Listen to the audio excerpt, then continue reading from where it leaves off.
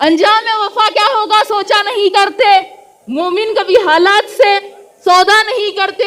ये हौसला सिखाया है दीन इस्लाम में, अगर सर सजदे में हो तो तलवार की परवाह नहीं करते।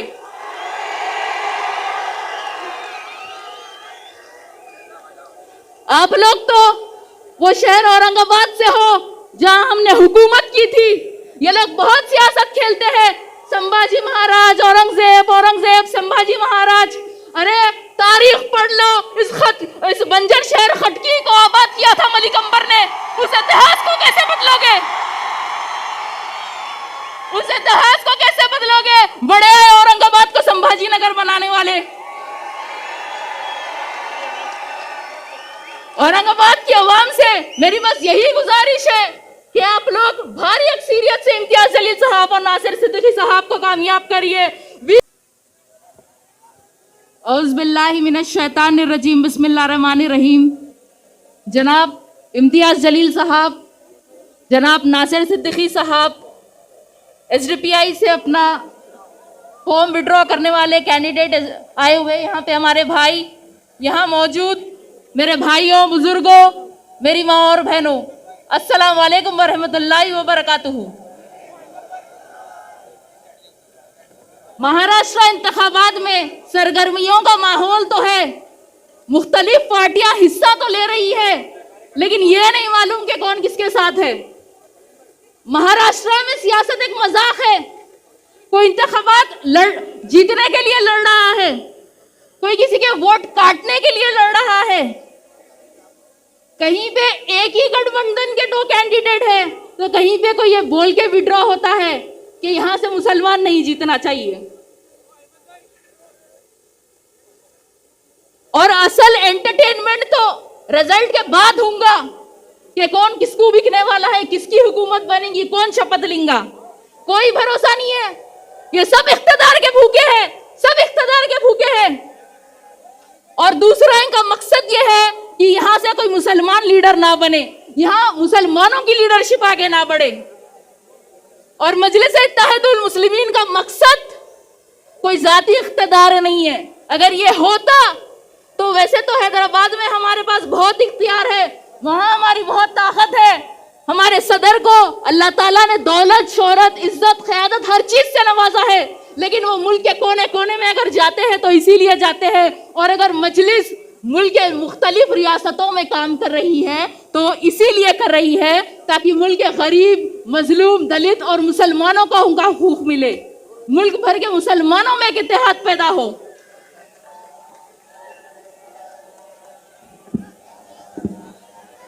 हम भारत के मुसलमानों को जगाने निकले हैं कि अब 75 साल से हम सियासत में वोट देने का तो काम कर रहे हैं, लेकिन अब हम खुद सियासतदान बनेंगे, हमारी खुद की सियासी क़यादत होगी, हम खुद MLA और MP बनकर असेंबली और पार्लियामेंट में जाकर हमारा हक हासिल करेंगे।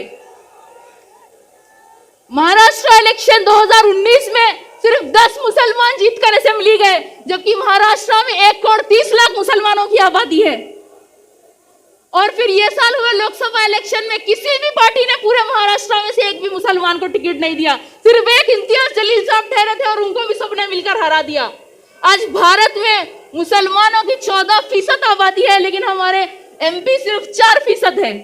और आज यही वजह है कि आज मुल्क में मुसलमानों के साथ हख्तलफी होती है, हम पर जुल्म होता है। आज मुल्क में मुसलमानों की जानों की कोई अहमियत नहीं है, हमारे नबी के शान में गुस्ताखी की जाती है। और आज अकेले नकीब मिल्लत असदुद्दीन ओवैसी साहब पार्लियामेंट में 20 करोड़ मुसलमानों की नुमाइंदगी करते हैं बेबाकी से। अगर उनके साथ हमारे और 25-30 MP हो जाए, 50 MP हो जाए, तो क्या किसी की मजाल है कि हमारे खिलाफ कोई कानून लाए, हमारे साथ हक तलफी करे? आज चंद्रा बाबू के कोई 14 MP, नीतीश कुमार के 12 MP की वजह से NDA की सरकार है। अरे ख्वाब बड़े देखो, ख्वाब देखोगे तो ही ख्वाब पूरे होंगे। हालात को नजर में रखते हुए हमें बुज़दिली और गुलामी का नहीं, बहादुरी का मुजाहरा करना होगा। अंजाम वफा क्या होगा सोचा नहीं करते, मोमिन कभी हालात से सौदा नहीं करते। ये हौसला सिखाया है दीन इस्लाम में, अगर सर सजदे में हो तो तलवार की परवाह नहीं करते।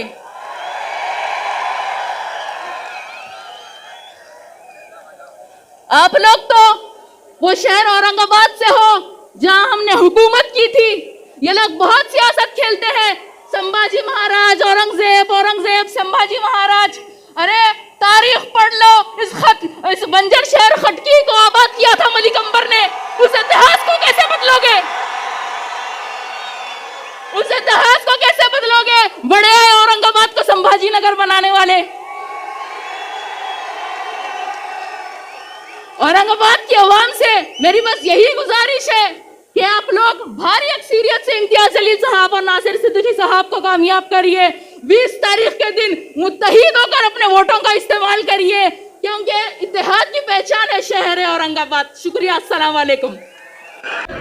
आपके हल्के से मजलिस के उम्मीदवार और महाराष्ट्र AIMIM प्रेसिडेंट जनाब इम्तियाज जलील साहब, मोहम्मद सलीम बेग साहब, अब्दुल सत्तार साहब, हिदायत अली साहब, यहाँ मौजूद मेरे भाइयों, बुजुर्गों, घर में बैठ के सुनने वाली मेरी इज्जतदार माँ और बहनों, अस्सलाम वालेकुम व रहमतुल्लाहि व बरकातुहू। इस इंतखाबात में मजलिस का सिर्फ एक ही पैगाम है, इत्तेहाद, इत्तेहाद, इत्तेहाद, क्योंकि ये वक्त की पुकार है और इत्तेहाद में ही ताकत है। आज मुल्क भर के मुसलमान बातिल ताकतों का शिकार बने हुए हैं। अब हमें मजबूत हमारा सिर्फ इत्तेहाद कर सकता है। तारीख गवाह है कि कभी भी हम मुसलमान तादाद की वजह से नहीं आ रहे, हम किसी और वजह से नहीं आ रहे, हम सिर्फ आपसी इख्तलाफ की वजह से कमजोर हुए हैं, मुखालिफिन और मुनाफिकों की वजह से कमजोर हुए हैं। जंग बदर हमें सिखाता है कि तादाद मायने नहीं रखती, अगर ईमान मजबूत हो और हौसले बुलंद हो तो हमें कोई हरा नहीं सकता। जंग उहूद हमें सिखाता है कि हमें हमारे ख्वाहिश से हुजूम को मानना चाहिए, उनकी हिदायत पर अमल करना चाहिए। पिछले 10 साल से अब्दुल गफ्फार खादिरी साहब मजलिस में थे, 2 बार उनको टिकट दिया गया, इंतखाबात में हिस्सा लिए। जमात की वजह से उनको काफी वोट आए, कामयाब नहीं हुए, लेकिन अगर तीसरी बार सदर साहब ने औरंगाबाद इस हल्के से इम्तियाज जलील साहब को चुना है तो उसके पीछे कोई वजह है जिसको समझकर उन्होंने फैसला लिया।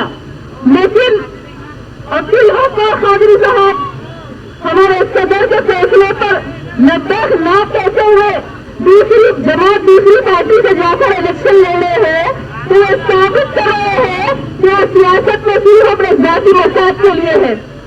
अगर वो कौम के फिक्रमंद होते, अगर उनमें कौम का जज्बा होता, अगर उनको गरीबों, मजलूमों और मुसलमानों का एहसास होता, तो वो दूसरी जमात से जाके इंतखाबात में हिस्सा नहीं लेते हमारे वोट काटने के लिए।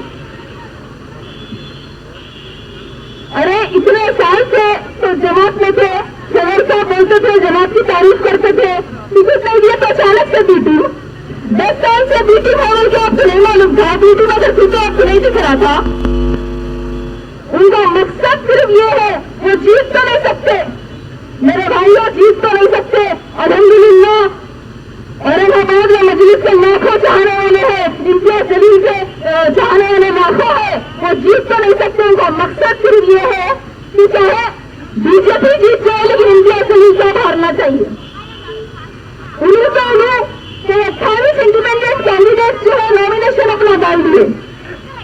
तो मेरे भाइयों, ऐसी ही मंसूबे जो है खिलाफत उस्मानिया को कमजोर करने के लिए प्लान की गई थी। तो असल इम्तिहान औरंगाबाद इसकी आवाम का है। आप लोगों को अपनी समझदारी का सबूत देना होगा, सिर्फ एहतियात से मुत्तहिद होकर अपने वोटों का इस्तेमाल करना होगा।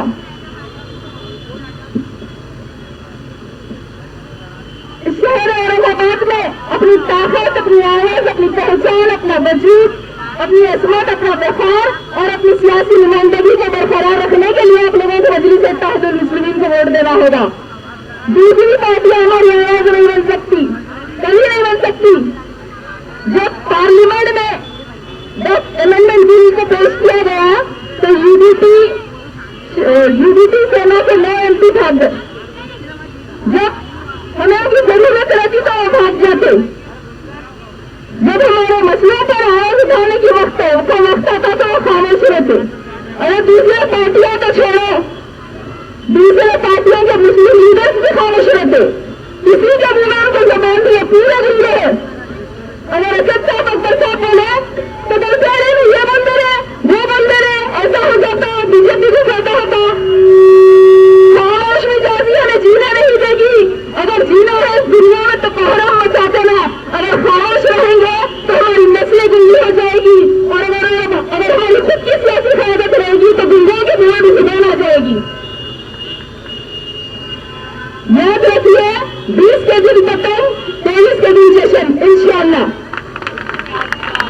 इम्तियाज अली साहब हमारी एक्सपीरियंस से कामयाब करिए, अपना फीस मजलिस से अपने दीजिए। शुक्रिया, अस्सलाम वालेकुम।